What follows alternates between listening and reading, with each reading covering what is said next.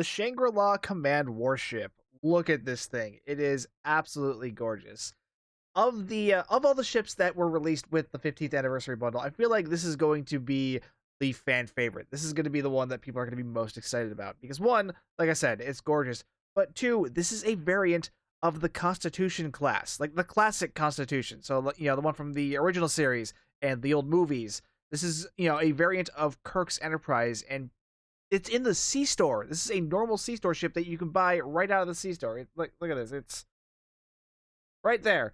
Shangri-La. So you can buy this for 3,000 Zen. Actually, less than that right now because it's on sale right now. So yeah, this is this is a fantastic pickup. But some of you might be worried about its stats, and do not fear because they are actually pretty awesome. Now, they're not going to be anything like record-shattering, but you can do a lot of really nice things on this thing. This is a command warship. So you've got command seating, and it also has a secondary pilot seat. So you've got some little bit of trickery that you can do there. You've got clean getaway that you can use for an unconventional systems trigger. You can use silly stuff like the reinforcement squadrons or the what's the other one? Deploy countermeasures, which spawns a bunch of holographic decoys of your ship. Which I really want to get that onto an Odyssey so I can put that onto my Odyssey spam build. Fingers crossed that happens one day. I'm still hoping, but that's another rant for another video. But yeah, with the command seating, you've got plenty of options there too. You can go the more support route with stuff like suppression barrage, so you can debuff your enemies, or you can go the more DPS route with like concentrate firepower. Like this thing, you could do energy weapons on this thing because I mean, you can do energy weapons on pretty much anything. Granted, this isn't gonna have a lot of great buffs for energy weapons beyond just like the normal stuff you get from standard seating, but that's really not a bad thing. Like I said, you can make that work just fine. But like I said, you can also run this as a torpedo build, which is fine. But for energy weapons, you can run this with beams, or you can run this with cannons. It's a warship, so it's definitely going to work well with cannons, but you also have beams as an option. You can run this however you want. It's going to be a bit weak for stuff like science, but that's going to really be its only shortcoming. And that's kind of how this differs from the Temporal Light Cruiser. Whereas the Temporal Light Cruiser is a very versatile ship. It's a temporal command combo, leaning much more heavily on the temporal stuff. So you're going to have more options there in terms of like weird sciencey stuff, but also you can use that as a torpedo build or an energy weapon build, or even like a light EPG build or light Dusai build on that one. You can do that on the Temporal Light Cruiser, but you can't really do that on. You can't really do all of that on the Shangri-La. The Shangri-La is really going to be a bit more straightforward, and I feel like more people are going to appreciate that in some ways because this is a C-store ship. People who are going for promo ships generally have a better idea of what they're doing in the game, so this is going to be like a really nice ship. It's a good ship for. I was going to say it's a really nice starter ship, but it's also a really good end game ship. It's a really good all around ship, just for throwing some stuff on it and going and doing whatever you want on it. You can see here I got a forward-facing cannon build on this. I'm using dual heavy cannons, turrets in the back. Speaking of turrets, the patch that went live when this bundle went live, they have fixed the accuracy issue that was affecting turrets. That was bringing down the accuracy of all of your weapons. So instead of so they fixed that now, so you don't have to worry about piling turrets onto your build anymore and screwing up the performance of your overall build. So that's been fixed. Yay. Yeah, anyway, this is a cannon build. It's, typical energy weapon stuff, so it's really not that different from a lot of other things I've done. But you could also do beams on this thing. I also set this thing up as a broadsider because I could, because that's just something I wanted to do because I like broadsiders. But sometimes I'm also in the mood for something a little more zippy and forward-facing that can pack a bit more of a punch straight on. I could have also put a torpedo build on this thing, but I don't have torpedo stuff on this character. This is my 23rd century character, so I don't have all my torpedo stuff on this thing. And frankly, not a lot of people really give a crap about torpedo builds these days. At least that's been the impression I've gotten over the past year or so. Anytime I've done a torpedo build, no one gives a crap, so I didn't bother putting one on here yet. I'm not going to go over into those in any great detail on this video. This is more of a what can it do rather than a straight up build video. If you want to find actual references for what you could do for those builds, I mean, I've got examples of all three of those on this channel. All you have to do is just modify the seating a little bit, and you can see the seating right here. I used suppression barrage. I used clean getaway for a unconventional systems triggers, but everything else is pretty standard here. And even on the the broadside build, it's not that different. I use concentrate firepower on the broadsider because I am using the prolonged photon torpedo instead of a maelstrom torpedo, because maelstroms don't really work with 'cause this is a fire at will build. Maelstroms don't really work with fire at will because we still don't have a proper extension trait for fire at will. Anyway, let's move on to the ship specific stuff to this thing. What comes with this ship? First off is the console. We can finally get a good look at the console sequential warhead launcher. This thing's kind of interesting. What it does is it launches 3 waves of torpedoes. The first one will disable the shield subsystems on your target for 10 seconds. The next one will deal a decent amount of kinetic damage to that target. And then the third set of torpedoes will deal even more kinetic damage as an AoE to up to 10 targets within a 2.5 kilometer radius, which is kind of decent, but it does take a little while to get all of those torpedoes out. So this isn't something you're going to want to use on some, like, small mob of little enemies. You want to save this for your big tanky boss enemies, because they're the only ones that are going to be living long enough for you to get the full effect out of this console. The passive also gives a decent buff to projectile shield penetration, which is always good for torpedoes. So this would make a pretty solid console for a torpedo build, like I thought just after reading the blog post about this console. But now we can we got a better idea of what exactly this thing does, and it's pretty solid. I am fairly impressed with this thing. I like it. Like, it's not something I would probably keep on this build. I'm just got it here just for demonstration purposes. But for an energy weapon build, it's okay if you like it. Like, the fact that it brings down shields on its own is already pretty nice, but the extra kinetic damage is kind of nice too. But is going to be more beneficial on a full kinetic build. The Starship trait doesn't really give much more information in the tooltip than it did in the blog. It's just you give a 25% buff to firing cycle haste to all weapons while evasive maneuvers is active. Though Bordicus did confirm that the duration of this Starship trait lasts just for the duration of evasive maneuvers. So while that's active, this Starship trait should be active. At least it should be. I'm not seeing an actual buff indicator here in your list of buffs for the actual Starship trait. So I don't know if this is actually activating or not. And it's really hard to judge haste on a combat log, so I haven't really been able to test that. So I don't know if this is actually working or not. So, and the fact that there's no indicator for it showing up there makes me a little concerned. But assuming that is working correctly, it's not a bad Starship trait. 25% firing cycle haste is pretty decent, even if it is only for 8 seconds, which that is the duration of evasive maneuvers. Now, evasive maneuvers doesn't have a super short cooldown. It's let me finish. I think it's 40 something seconds. Yeah, 43 seconds here. But you can shorten that thanks to the emergency con hologram. So I hit emergency power to engines. Boom! It is right off cooldown, and I can activate that again right now. So that should be giving me this buff again.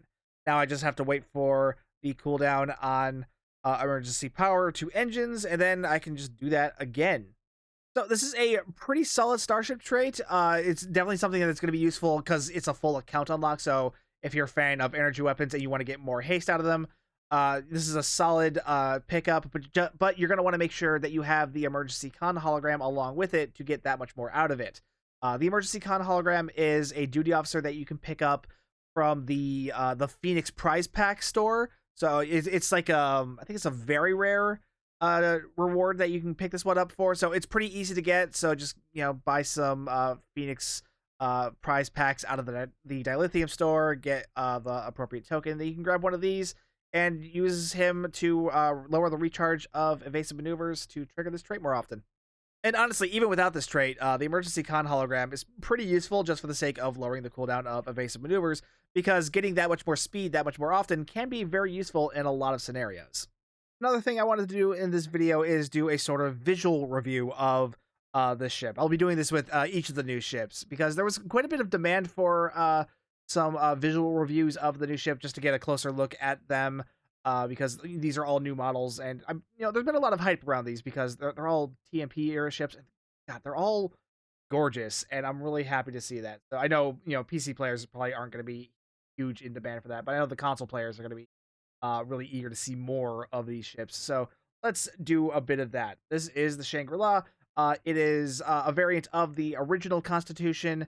I know there were several people who were kind of hoping that this would be a variant of the Constitution 3, given that, the Constitution 3 was literally based off of this ship, but that wouldn't really work just due to the size difference between the two ships. The Constitution 3 being like twice the size of the Shangri-La here. So they would, despite the fact that the individual pieces are very similar in shape, they wouldn't fit together just due to the size difference. So instead, this thing ended up being on the skeleton for the original Constitution, which I actually prefer a lot more, not just because I hate the Constitution 3, we all know this, but it's more because with the Constitution, you get a lot more customization options by putting it on the original version of the Constitution, because there's a bunch of different variants of the Constitution in Star Trek Online already. Like here, you've got the original version. We've got the beta version, which is based off of the Cage model. We've got the refit. We've got the Excalibur, which is like a 24th century sovereign style Constitution. We've got the Vesper, which is a Lost era version of the Constitution. We've got the Exeter, which is a Stowe era version, which is kind of based off of the design language of the Odyssey class. We've got they called it the Jeffries. This is the Phase 2 Constitution, which comes with the Legendary Constitution from the 10th Anniversary Bundle. And now we've got the Shangri-La. There's a lot of stuff you can do to mix and match these parts. One thing I found really interesting with the Shangri-La model, they made the inside of the nacelles illuminated, but the outside of them aren't illuminated, which is much more authentic to the TMP style. I know I think it was the earlier movies or the later movies. I actually forget, but I know that was a thing that they did on some of the movies, was the inside of the nacelles were lit up, but the outside weren't. Or sometimes they weren't lit up at all. It's a lot of, it's a little inconsistent from movie to movie, but I've always liked this better. I always thought this was cool. I know. I wish they had made this as an option on some of the other ones, because like you go over to like the Constitution refit, you don't really have that. You have the option for no light, or you have the option for lit up nacelles. You get, here we go. Yeah, Connie refit, no light. You can get them all lit up on both sides, but you can't get them lit up on just the inside. And then the Gamma one adds a Bussard collector, which in case you want like a Bussard collector on your Connie refit, even though Connie refit never had Bussard collectors that glow red, but whatever. It's nice to have the option still. But yeah, I wish we would see this kind of interior glow here added to some of the other TMP era ships like Constitution and Miranda, but yeah, whatever. I'll take what I can get. And it does look really nice on this ship. Oh, speaking of Shangri-La's nacelles, that one actually has a couple other options too. We got this one. Then you can get all glows on the outside and inside, just like with the Constitution. And again, like with the Constitution. Actually, on the Constitution and the Miranda, because they did this on the Miranda first, I think. But yeah, you can also get red glowing Star collectors on this one if you want it, even though it never had it. But it's nice to have the option. So I like the normal template as it was intended. It looks better like that. So I will say, there is one thing I do wish they had done on this thing, because there are other versions of the Shangri-La that I've seen posted around, both by Bill Krause and Howie Day, because well, Bill Krause did create the actual Shangri-La here. It's gone through a couple different variants. Like there's I've seen one version where like these like thruster fins, whatever you want to call them, these weren't always there. I've seen other images where these are totally cut out. It would have been cool to have that as an option for this. There's also another version. I don't know if that one was created by Bill Krause himself or if Howie Day later modified it. I've only ever seen this on renders that Howie Day has ever done, but he did a version where these these little blue glowy things that I think are part of the impulse drive. He did a version where those are here on the back end of this middle part of the saucer section, and I like that version better, and I kind of wish we could have gotten that option in Star Trek Online, but that is not an option. We've only got the one version of the oh, that's the hull material. That's the saucer. Yeah, it would have been nice to see that on the one version of the saucer, but we did not get any other version of the saucer, just the stock version of the Shangri-La saucer, which is fine. Like I said, it's still very gorgeous, but like, it would have been cool to see those other small variants included with this.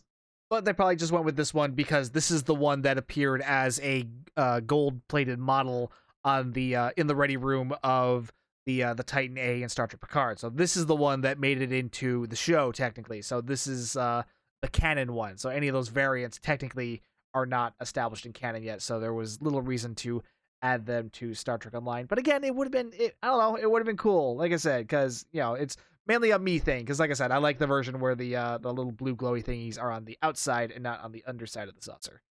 And like I said, you can kit bash this with a bunch of other pieces from all the other Constitution variants. Like I know someone was pointing out, like if you put the Constitution neck with the saucer from the Shangri-La, you can have like 5 torpedo tubes on this thing, which is really funny. See, because Shangri-La puts the torpedo tubes on the saucer, but then you can put the Constitution neck on there. Now you have 5 forward torpedo launchers, which is really silly but also kind of fitting because this is a 5-3 warship. You could easily you literally have you can literally have a torpedo tube for each of your 5 forward torpedoes if you put a torpedo build on this thing, which is silly. But yeah, let's look at some other options. Here, let's just click the random button. There we go. That didn't. I don't think this even has any Shangri-La parts in it. Okay, let's keep going.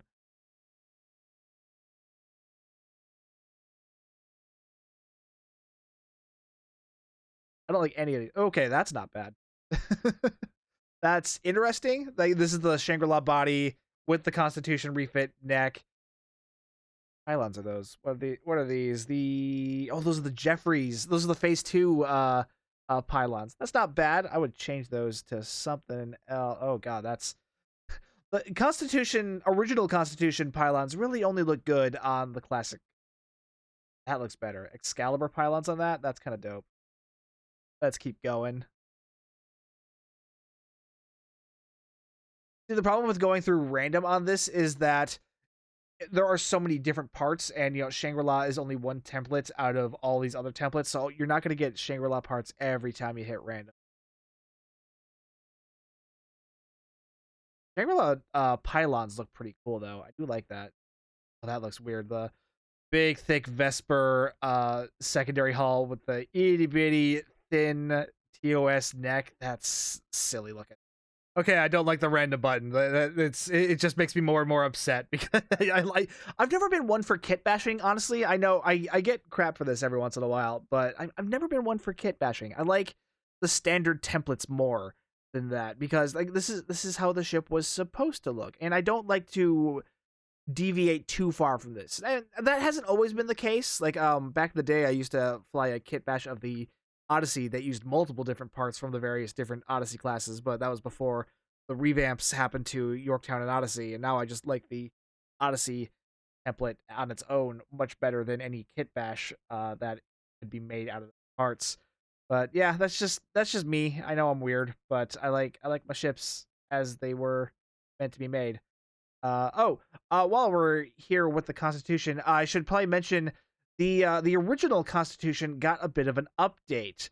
Now they've changed a couple things to kind of make this blend in more better with the other Constitution variants, but they've added a new hull material to the Constitution. That is the Type 0A hull material. If you look here, this is here.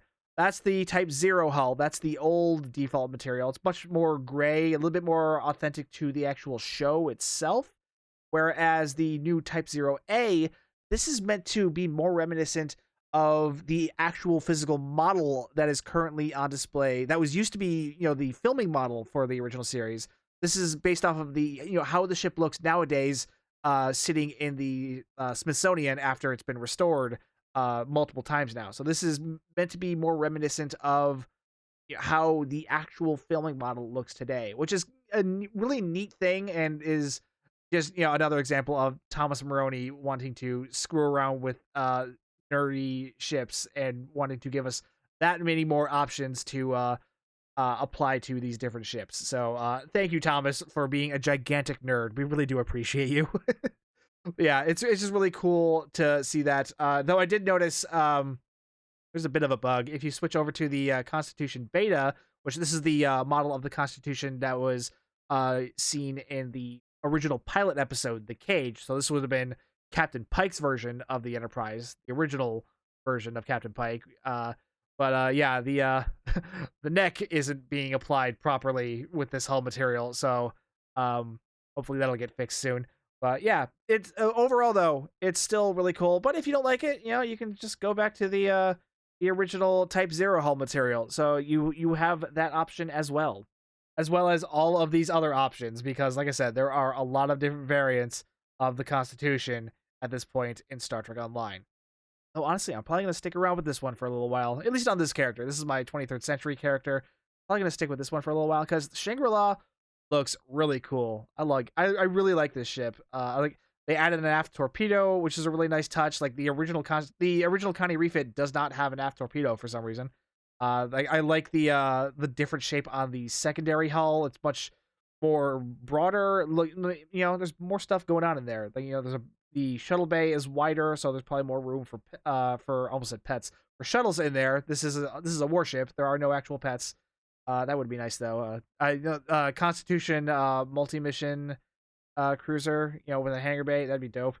But yeah, I really like the shape of the pylons here. How they're not just like straight angles like on the refit. Like they just kind of stick straight out on the Connie refit. Whereas on this one, they got a bit more character by kind of shooting out and then bending up, and yeah, it complements the shorter neck on this thing a lot better. Which, speaking of the neck, they moved the torpedoes from the neck onto the bow of the saucer section, and then adding a third torpedo launcher, whereas the Constitution refit only has two, which I thought that was cool. But you still see a little bit of an homage to the classic launchers, whereas this, I'm guessing, is some sort of like docking port or something, like for the inspection pods or whatever. Can't think of what else that would be, because like it can't be like a probe launcher, because if you shot forward, you hit the underside of the saucer section, which God, that's another reason why I hate the Constitution 3. They moved the torpedo launcher back to the neck, which makes no sense, because if you shoot forward, then you hit the saucer section, so the torpedoes constantly have to angle down first, which is dumb. Sorry, this video isn't about ranting about the Constitution 3. This video is about the Shangri-La and how pretty it is. Okay, I'm just going to close this video out with a demonstration of this thing running through Jupiter Gauntlet, just so you can kind of see it in action. And then we're going to close out the video. So thank you so much for watching. My name's Stu. Be sure to do all the usual outro stuff I usually talk about. But thank you so much for watching, and I will see you guys next time.